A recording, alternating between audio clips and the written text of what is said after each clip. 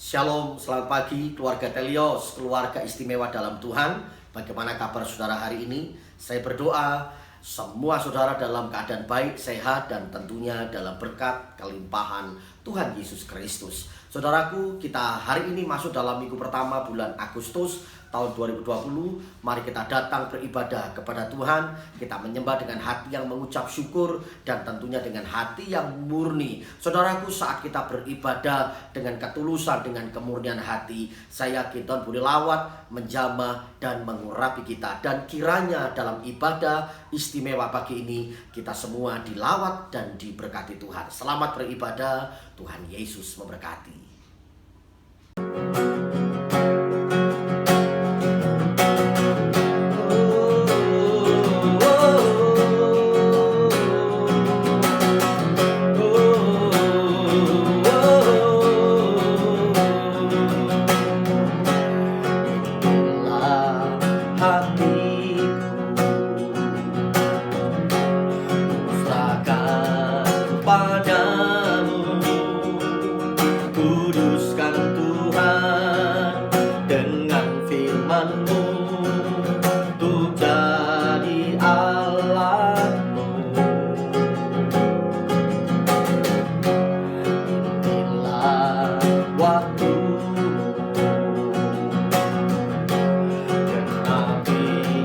Janji-Mu, nyatakan Tuhan kemuliaan-Mu dan keajaiban-Mu. Kebangkitan besar pasti terjadi, kuasa-Nya dinyatakan di sini. Pemulihan pasti akan terjadi, ku yakin, ku percaya. Kebangkitan besar pasti terjadi, kuasa-Nya dinyatakan di sini. Penuaian pastikan digenapi, ku yakin akan terjadi di sini.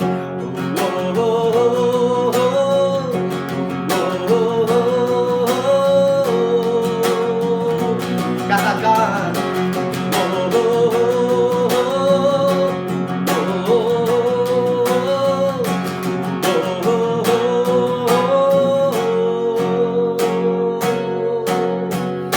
amin. Bersama-sama kita deklarasikan kebangkitan besar pasti terjadi. Haleluya. Haleluya. Oh, oh, oh, oh,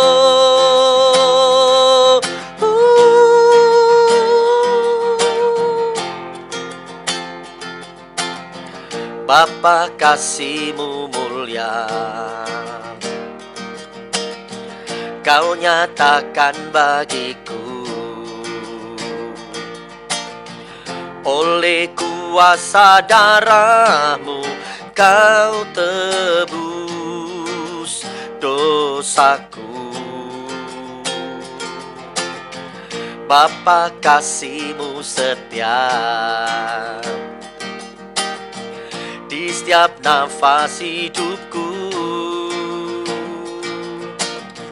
Walau badai dan gelombang datang, ku tak takut, karena tangan-Mu yang selalu menopangku. Ku yakin Kau bekerja di balik setiap masalah untuk mendatangkan kebaikan bagi yang mengasihi-Mu. Ku yakin Kau bekerja di balik setiap masalah untuk menyatakan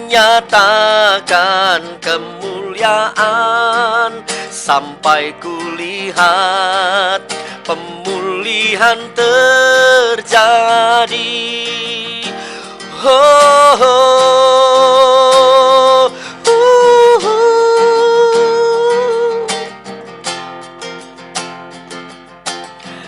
Bapa, kasih-Mu setia di setiap nafas hidupku. Walau badai dan gelombang datang, ku tak takut karena tangan-Mu yang selalu menopangku. Yakin Kau bekerja di balik setiap masalah untuk mendatangkan kebaikan bagi yang mengasihi-Mu.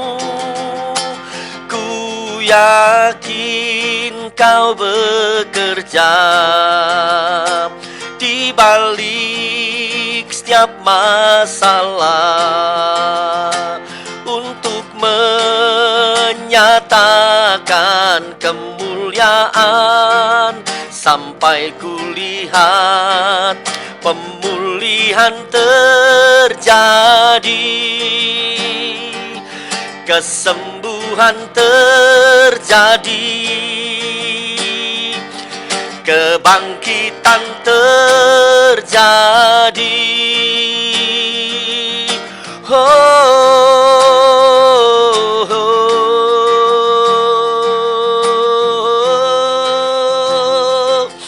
Haleluya, haleluya.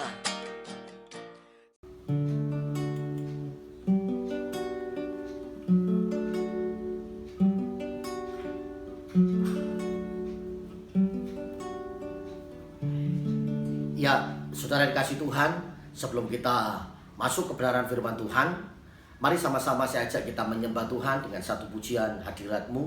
Lagu ini kita belajar bersama-sama dan saya berdoa kiranya melalui lagu ini Tuhan bawa kita masuk hadirat-Nya lebih dalam lagi untuk menikmati firman-Nya, menikmati hadirat-Nya. Haleluya.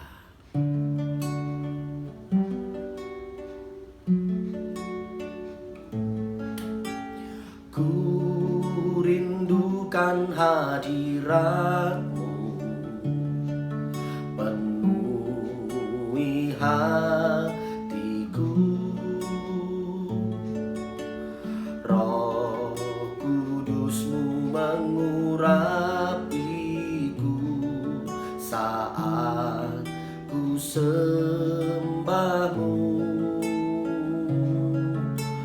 Ku nikmati hadirat-Mu, menjamah hatiku. Roh Kudus-Mu mengurapiku, mengubah hidupku. Hatiku sungguh mengasihi-Mu, Yesus, hanya Engkau yang aku perlu. Jiwaku sungguh melayani-Mu, Kau segalanya bagiku.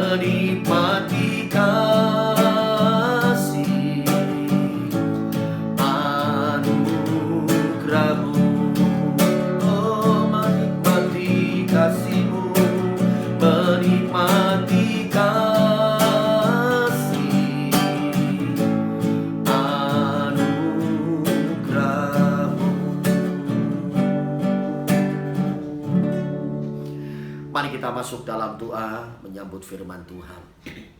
Bapa di sorga, terima kasih buat anugerah-Mu, terima kasih buat kebaikan-Mu. Kerinduan kami ya Tuhan selalu tinggal dalam hadirat-Mu. Kerinduan kami ya Tuhan selalu melakukan kehendak-Mu. Bila kami belajar kepadamu Tuhan Yesus Kristus, bahwa makananku adalah melakukan kehendak Bapa dan menyelesaikan pekerjaannya, supaya hidup kami sungguh-sungguh berkenan di hadapan-Mu. Terima kasih sebentar kami boleh belajar kebenaran firman Tuhan. Engkau urapi hamba-Mu, dilawat dan diurapi seluruh jemaat, seluruh anak-anak-Mu yang mendengar firman hari ini. Bila mereka dilawat dan diberkati Tuhan. Kami sungguh percaya tidak ada satupun kebenaran firman-Mu yang sia-sia. Kami menerimanya dengan ucapan syukur, dan firman-Mu lah jawaban dan pertolongan atas kehidupan kami. Dalam nama Tuhan Yesus Kristus kami mengucap syukur, kami berdoa. Haleluya, haleluya. Amin, amin.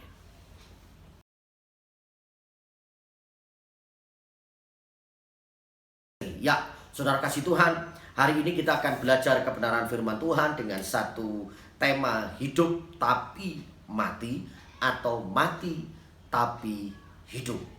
Saya akan mengajak saudara untuk membuka Alkitab di dalam Wahyu 3 ayat 1 sampai dengan yang ketiga. Wahyu 3 ayat 1 sampai 3. Demikian firman Tuhan. Dan tuliskanlah kepada malaikat jemaat di Sardis, inilah firman Dia yang memiliki ketujuh roh Allah dan ketujuh bintang itu. Aku tahu segala pekerjaanmu. Engkau dikatakan hidup, padahal engkau mati. Bangunlah dan kuatkanlah apa yang masih tinggal, yang sudah hampir mati. Sebab tidak satupun dari pekerjaanmu aku dapati sempurna di hadapan Allahku. Karena itu ingatlah bahwa bagaimana engkau telah menerima dan mendengarnya. Turutilah itu dan bertobatlah. Karena jikalau engkau tidak berjaga-jaga, aku akan datang seperti pencuri, dan engkau tidak tahu pada waktu manakah aku tiba-tiba datang kepadamu. Amin. Saudara kasih Tuhan, hari ini kita belajar dari kisah jemaat di Sardis yang ditulis oleh seorang Rasul Yohanes ketika ada dalam pembuangan di Patmos. Dan Rasul ini mendapatkan revelation, pewahyuan tentang 7 jemaat. Tapi hari ini kita khusus belajar tentang jemaat yang ada di Sardis. Apa yang terjadi dengan jemaat yang ada di Sardis adalah gambaran tentang gereja yang ada di bumi ini. Gereja yang ada sekarang ini. Tentang gereja, tentang jemaat Tuhan. Apa saja yang ada di Sardis? Kenapa Tuhan berkata kepada gereja di Sardis atau jemaat di Sardis dikatakan dengan cukup keras bahwa engkau hidup tapi mati. Hidup tapi mati. Mengapa Tuhan mengatakan hal ini? Dan Rasul Yohanes menuliskan dalam kitab ini untuk menjadi teladan ataupun peringatan bagi kita semuanya sebagai gereja ataupun sebagai jemaat Tuhan. Saudaraku, gereja di Sardis adalah gereja yang cukup modern, yang cukup diberkati. Ada 4 kebanggaan gereja di Sardis. 4 kebanggaan. Yang pertama adalah punya popularitas. Gereja ini terkenal populer. Jadi gereja ini sangat luar biasa karena sudah cukup dikenal pada zamannya. Itu kebanggaan yang pertama. Yang kedua adalah punya program yang besar, visi yang besar. Gerejanya luar biasa populer karena juga gereja ini memiliki visi maupun program-program yang cukup hebat. Maka jemaat Sardis sangat populer, terkenal sekali. Kebanggaan yang ketiga adalah mereka punya filter pengajaran yang bagus. Dia punya satu sistem pengajaran-pengajaran yang profesional. Tentunya jika pengajarannya bagus, lalu kemudian mereka punya filter terhadap pengajaran-pengajaran sesat, itu berarti mereka punya SDM yang sangat profesional. SDM yang bertitel, punya jabatan yang bagus. Jadi ini gereja, satu gambaran gereja yang komplit, populer, profesional, punya SDM yang sungguh luar biasa. Dan kebanggaan yang keempat adalah punya modal yang besar. Saudaraku, dari 4 hal ini saya pikir sebuah gereja yang mungkin menjadi sebuah gereja idola, gereja yang diharapkan oleh gereja-gereja yang kecil atau gereja-gereja yang dalam perintisan dapat memiliki 4 hal ini. Satu kebanggaan yang luar biasa, satu kondisi yang sangat hebat di mata manusia. Tapi saudaraku, apa yang terjadi yang Tuhan katakan kepada jemaat di Sardis ini dengan kebanggaan yang sangat luar biasa menjadi sebuah idola, sebuah keadaan yang diinginkan, dirindukan oleh para pemimpin-pemimpin gereja ataupun majelis dan jemaat. Memiliki sebuah gereja yang populer, bangunan yang besar, program yang hebat, visi yang luar biasa, lalu punya filter pengajaran-pengajaran yang hebat, ya, yang melindungi, memprotek jemaat dari pengajaran-pengajaran sesat, punya SDM yang profesional, SDM yang luar biasa, punya titel yang hebat, dan punya modal yang luar biasa. Sehingga gereja ketika mau bikin program apapun dapat terlaksana dengan baik karena tidak kekurangan modal. Tentunya ini menjadi sesuatu yang cukup dirindukan oleh banyak pemimpin gereja. Nah, saudara kasih Tuhan, tapi ada bagian yang lebih penting dari kebanggaan yang dimiliki oleh Sardis, dan cukup ironis. Saya pikir cukup ironis karena secara lahiriah gereja ini luar biasa, tapi Tuhan berkatakan hidup tapi mati. Saudaraku, kenapa dikatakan gereja Sardis ini hidup tapi mati? Ada 2 hal besar yang terjadi kepada jemaat atau gereja itu. Yang pertama adalah ada satu istilah yang berkata pepleromena. Sekali lagi, pepleromena. Apa itu? Pengertian daripada pepleromena ini adalah hebat di luar, keropos di dalam. Sekali lagi, hebat di luar tapi keropos di dalam. Gereja ini memenuhi secara standar gereja modern, gereja populer, gereja top, tapi rupanya tidak memenuhi kriteria secara rohani, kriteria apa yang Tuhan kehendaki. Nah, saudaraku, rupanya gereja ini mengejar sesuatu yang lahiriah, kepopuleran, ya top, tapi rupanya lupa tidak mengejar bagian yang paling penting, yaitu membangun manusia roh, membangun bangunan roh pada jemaatnya. Saudara dikasih Tuhan, tidak salah jika seseorang membangun sesuatu yang lahiriah, tetapi saudaraku harus diimbangi, dan tentunya saya katakan harus diutamakan yang roh. Bukankah Alkitab mengatakan dalam Matius 6 ayat 33, carilah dahulu kerajaan Allah dan kebenarannya, maka semuanya akan ditambahkan kepadamu. Tuhan menghendaki supaya kita memprioritaskan kerajaan Allah, manusia roh. Tuhan rindu setiap kita mengutamakan Dia, mengejar Dia. Saudara kasih Tuhan, bukan yang lahiriah. Tidak salah sekali lagi, tapi rupanya salah prioritas. Nah, dari pelajaran ini kita belajar introspeksi tentang diri kita masing-masing.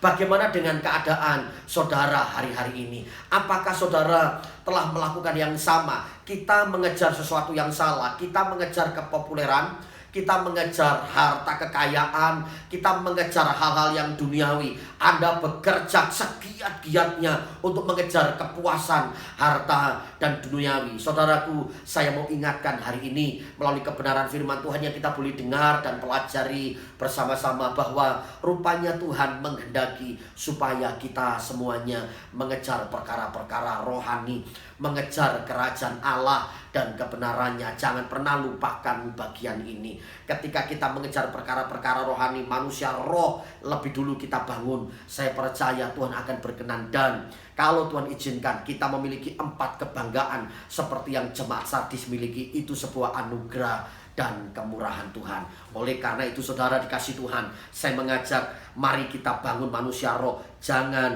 menampakkan diri hebat di luar, tapi rupanya keropos di dalam. Mari kita lihat introspeksi diri kita. Jangan-jangan kita keropos, iman kita keropos, doa kita keropos, kasih kita keropos, pujian penyembahan keintiman dengan Tuhan keropos. Saudara nampak hebat di luar, tapi sebenarnya keropos di dalam. Saya berdoa setiap keluarga Telios, setiap jemaat secara pribadi, engkau punya roh yang luar biasa. Jangan sampai Tuhan dapati keropos. Engkau nampak istimewa di luar, tapi rupanya di dalam kita keropos. Saudara dikasih Tuhan, ayo bangun manusia rohmu. Jangan sampai Tuhan katakan engkau hidup tapi sebenarnya mati, rohanimu mati. Saya berdoa di bulan ini saudara membangkitkan manusia rohmu. Rohmu luar biasa, rohmu perkasa. Engkau hidup dipimpin, dikuasai oleh roh. Engkau melakukan kehendak Tuhan, engkau mengutamakan kehendak Tuhan. Engkau bangun manusia roh. Saudaraku, jangan terus mengejar perkara-perkara duniawi. Engkau pasti akan kecewa, engkau pasti akan menyesal. Tuhan kasih waktu, kesempatan buat kita hari ini untuk kita melakukan pekerjaan-pekerjaan roh, mengejar sesuatu yang roh, investasi untuk kerajaan sorga. Stop saudara mengejar hal-hal duniawi, perkara-perkara duniawi. Engkau telah mengejar sesuatu yang keliru. Saudaraku, para orang tua, mari kita didik, kasih teladan buat anak-anak kita, supaya anak-anak kita mulai sekarang mewarisi iman kita. Anak-anak kita melihat bahwa kita mengejar sesuatu yang benar, kebenaran yang sejati, yaitu Yesus Kristus Tuhan. Itu yang kejar. Kita tanamkan nilai-nilai kepada anak-anak. Jangan sampai anak-anak kita ajari dengan hal-hal yang duniawi. Mungkin engkau punya banyak uang dan engkau mampu memberikan anakmu handphone yang termahal, tapi saya katakan saudaraku, engkau salah ketika engkau lakukan itu. Berikan anakmu didikan iman. Tanamkan kepada anakmu perkara-perkara rohani, supaya anak-anak kita adalah anak-anak yang militan, anak-anak yang radikal di dalam Tuhan.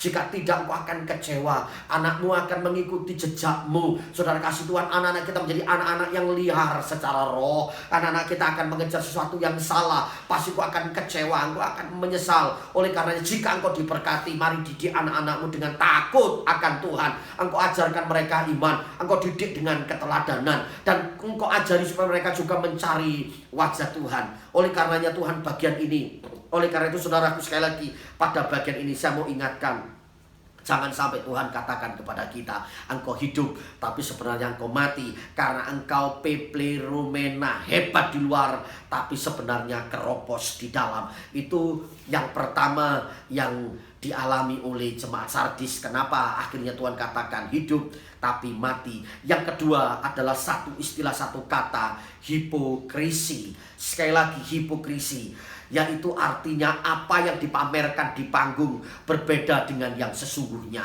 Apa yang dinampakkan di luar berbeda sesungguhnya dengan apa yang ada di dalam. Pengertian paling gampang hipokrisi adalah munafik. Sekali lagi, munafik. Saudara kasih Tuhan, mari kita menjadi orang Kristen yang jujur, orang Kristen yang sungguh-sungguh, bukan Kristen yang munafik, yang di panggung beda dengan kenyataannya. Saudaraku, mari kita belajar apa yang ada di sini sama dengan apa yang ada di sini. Sekali lagi, mari kita belajar apa yang ada di sini sama dengan apa yang ada di sini. Itu dikatakan tidak munafik. Saudara kasih Tuhan, Anda melayani tapi hidup dalam kecemaran. Anda Kristen tapi masih hidup di dalam dosa. Anda Kristen orang percaya tapi masih hidup suka ngomongin orang lain, masih menyimpan kebencian, kemarahan, dendam kepada orang lain. Anda Kristen tapi kita berlaku munafik, seolah-olah kita baik, seolah-olah kita murah hati, seolah-olah kita menjadi orang yang istimewa. Saudara kasih Tuhan, stop. Mari bersama-sama kita buka topeng kita. Kita jujur terhadap diri sendiri, jujur terhadap Tuhan, maupun jujur kepada orang lain. Tuhan tidak pernah suka dengan orang-orang munafik. Seperti gambaran di Alkitab adalah seperti orang-orang Farisi yang berdoa di pinggir-pinggir jalan, yang beribadah dengan kelihatan hebat, kelihatan rohani, yang bertindak berlaku baik padahal sebenarnya dia menyimpan dendam. Saya berdoa jemaat Telios, keluarga Telios, dan setiap pemirsa yang menyaksikan acara ini, kita adalah orang-orang yang jujur, orang-orang yang berani apa adanya, tidak membuat sesuatu yang mengecewakan Tuhan. Saudara kasih Tuhan, ayo kita berlaku menjadi orang-orang yang jujur, orang-orang yang menyukakan hati Tuhan. Inilah sebabnya, sekali lagi, kenapa jemaat di Sardis Tuhan katakan engkau hidup tapi sebenarnya engkau mati. Pada bagian ini saya mau akhiri bahwa mari kita sungguh-sungguh menampakkan kehidupan yang benar di hadapan Tuhan, sehingga Tuhan katakan benar-benar engkau hidup di dalam Tuhan, bukan mati. Kenyataannya hidup tapi rohnya mati. Nah, sekarang saya masuk bagian yang kedua, mati tapi hidup. Sekali lagi, mati tapi hidup. Nah, kalau mati tapi hidup tentunya kebalikan dari apa yang saya jelaskan di awal. Saudaraku, mati tapi hidup pengertiannya adalah begini. Menjalani hidup sekarang ini dengan cara mematikan kedagingan dan hawa nafsu kita.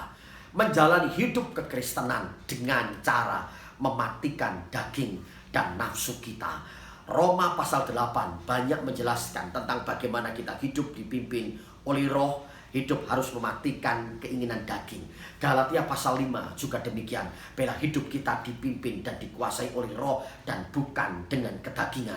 Galatia 5 menjelaskan dengan lebih detail bagaimana perbuatan-perbuatan daging, ya, penuh dengan kecemaran dan dosa. Tapi Tuhan ajarkan kita hidup dipimpin oleh roh. Orang yang hidup dipimpin roh pasti menghasilkan buah-buah roh. Mati tapi hidup artinya kita menjalani kehidupan ini dengan mematikan keinginan daging, hidup dikuasai roh, sehingga hidup kita menghasilkan buah, menjadi berkat bagi banyak orang.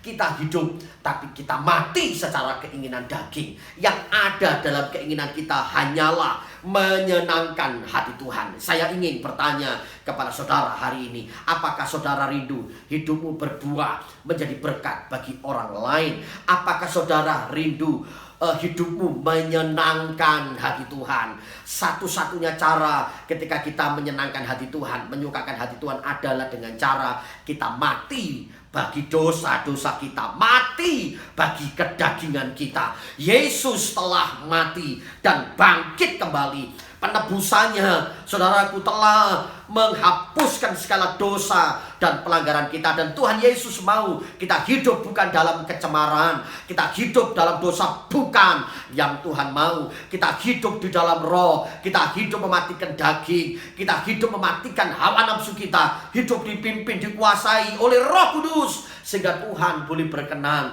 atas hidup kita. Dan orang yang dipimpin roh pasti dia akan menghasilkan buah-buah roh. Dia akan penuh dengan kasih, damai sejahtera, sukacita. Dia akan penuh dengan kesabaran. Sekalipun harus melewati tantangan-tantangan yang berat, kondisi yang sulit, dia tetap sabar. Buah roh itu akan aktif dalam hidup kita. Orang itu akan tetap bermurah hati, penuh dengan kemurahan hati. Orang itu akan suka berbagi. Orang itu akan suka terus melayani Tuhan. Dia akan hidup dalam kesetiaan. Dia akan hidup di dalam kemurahan. Dan dia akan hidup dalam pengendalian diri. Saudara dikasih Tuhan, mari bersama-sama kita hidupi roh. Matikan daging, hidupi roh. Supaya sungguh-sungguh sekali lagi hidup kita menjadi berkat. Itu pengertian mati tapi hidup. Saudara kasih Tuhan, kalaupun tobat, saudaraku dihadapkan dengan kenyataan yang sulit hari-hari ini, saya percaya, saya berdoa, orang yang tetap dipimpin dan dikuasai roh,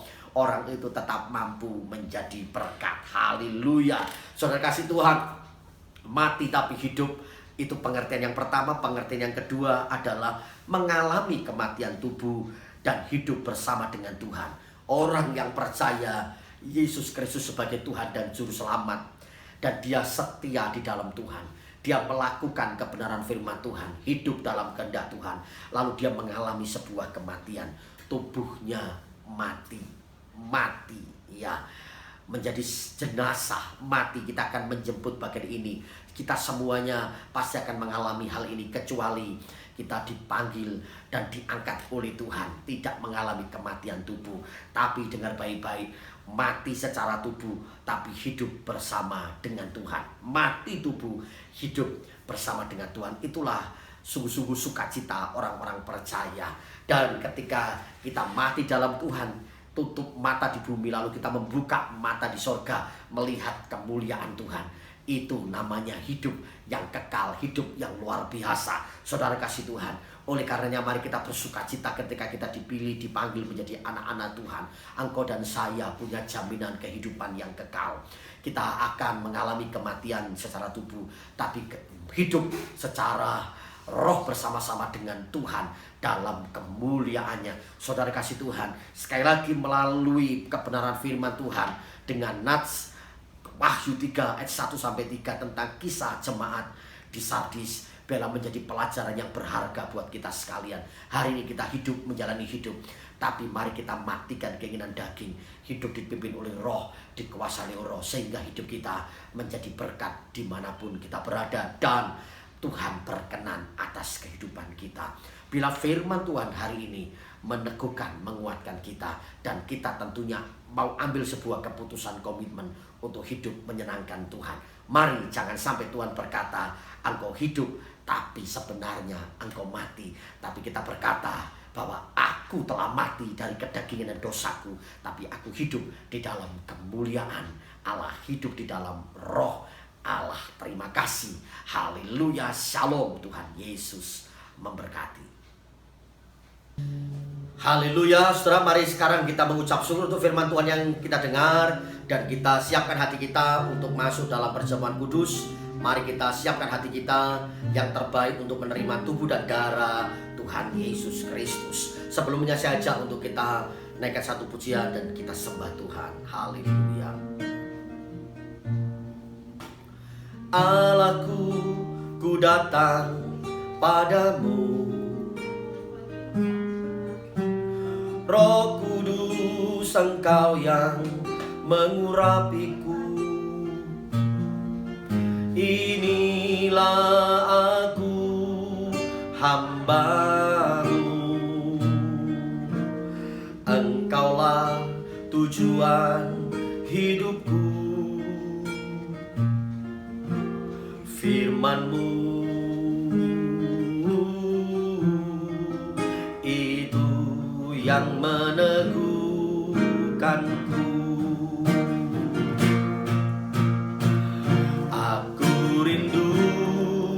Diam di hadirat-Mu, rasakan kasih kuasa-Mu di hidupku. Ingin selalu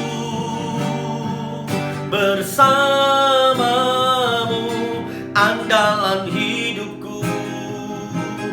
Nikmati kasih-Mu tetap di hadirat-Mu.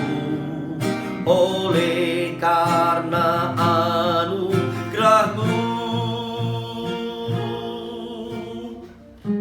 lebih dalam lagi, lebih dalam lagi, Engkau yang ku ingini.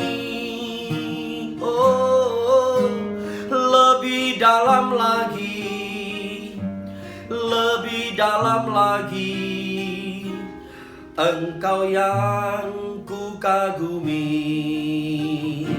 Aku rindu diam di hadirat-Mu, rasakan kasih kuasa-Mu di hidupku.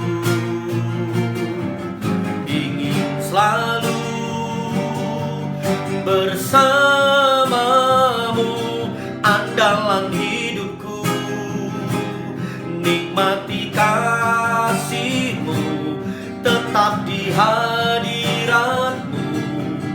Oleh karena anugerah-Mu, oh, lebih dalam lagi, lebih dalam lagi, Engkau yang ku ingini.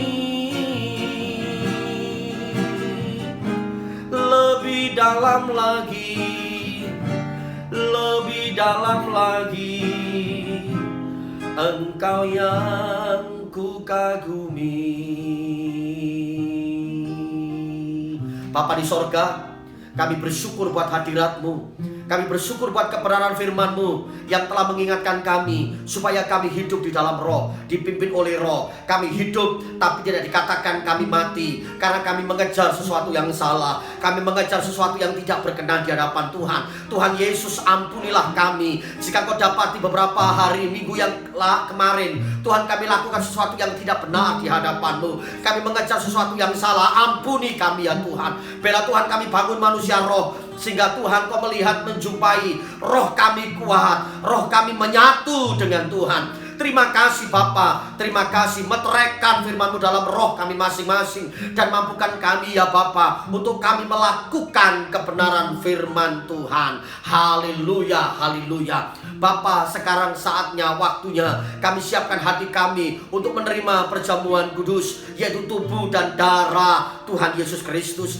Bapa, Engkau layakkan kami, Engkau kuduskan kami untuk menerima tubuh-Mu yang hancur dan darah-Mu yang tercurah untuk menebus, menghapus segala dosa, kesalahan dan pelanggaran kami. Oleh darah-Mu Tuhan, kami diampuni. Oleh kuasa darah-Mu hidup kami dipulihkan, kami yang sakit disembuhkan. Kami menerima dengan iman, percaya ada kuasa di dalam tubuh dan darah Tuhan Yesus Kristus. Sekali lagi layakkan kami semua untuk menerima tubuh dan darah-Mu. Dalam nama Tuhan Yesus kami siapkan hati kami masuk dalam sakramen perjamuan kudus. Haleluya, haleluya. Amin, amin. Puji Tuhan. Aku rindu diam di hadirat-Mu, rasakan kasih kuasa-Mu di hidupku. Ingin selalu bersama-Mu, andalan hidupku. Nikmati kasih-Mu, tetap di hadirat-Mu. Oleh karena anugerah-Mu,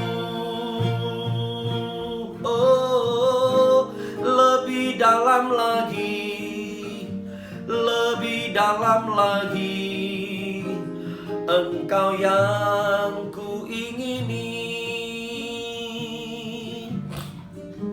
Lebih dalam lagi, lebih dalam lagi, Engkau yang ku kagumi. Saudaraku, mari angkat roti di tangan kita dan angkat di atas kepala kita.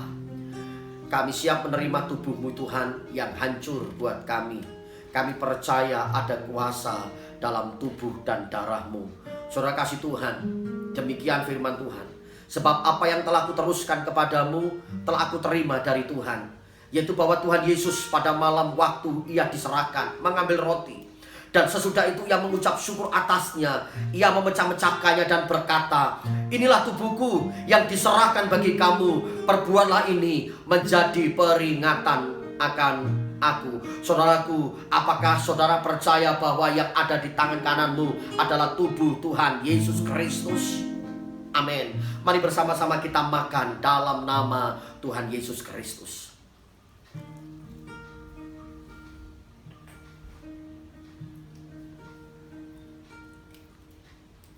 Haleluya, haleluya. Terima kasih Tuhan, terima kasih Tuhan Yesus. Pindahkan cawan di tangan kanan saudara, angkat tinggi-tinggi di atas kepala kita. Demikian juga Ia mengambil cawan sesudah makan, lalu berkata, cawan ini adalah perjanjian baru yang dimeteraikan oleh darahku. Perbuatlah ini setiap kali kamu meminumnya menjadi peringatan akan aku. Mari kita minum bersama-sama dalam nama Tuhan Yesus Kristus.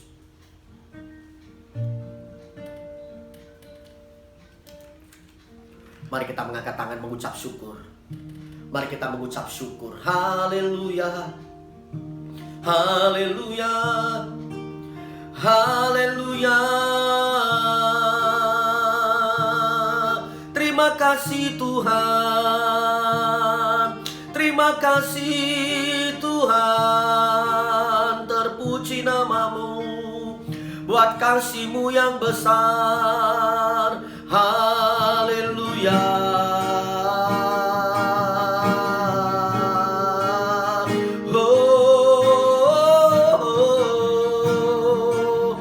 Terpujilah nama-Mu Tuhan.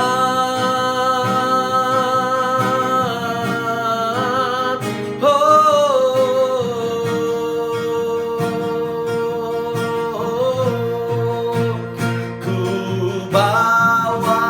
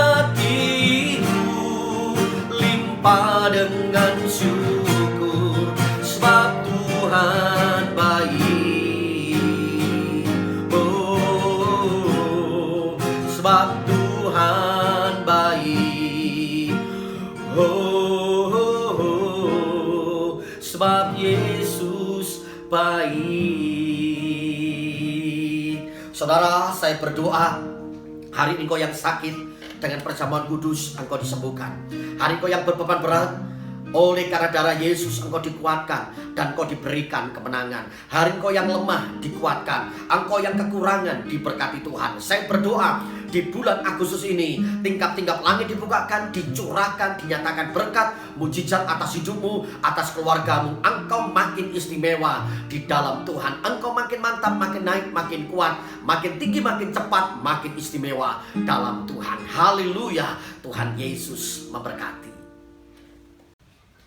Saudaraku, sebelum kita akhiri ibadah pagi ini, saya mau mengingatkan saudara sekalian untuk tetap setia membangun mesbah doa dengan keluarga, tetap setia melayani Tuhan sekalipun di masa-masa pandemi seperti ini, tetap membara di dalam Tuhan.